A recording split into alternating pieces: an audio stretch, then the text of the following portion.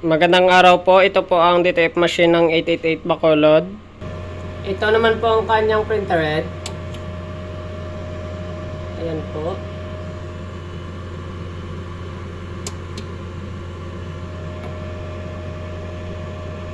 Head clean. Punasan ng wiper pagkatapos mag-head clean. Pati na rin po yung capping. Nozzle test.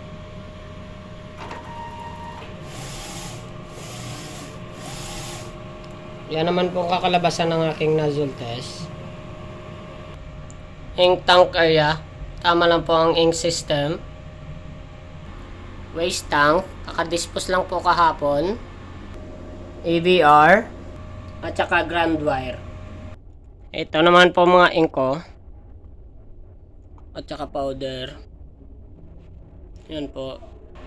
Ito naman po yung mga film ko. DTF monitoring, daily maintenance checklist, daily production log. Ito naman po yung sa consumables ko sa white, black,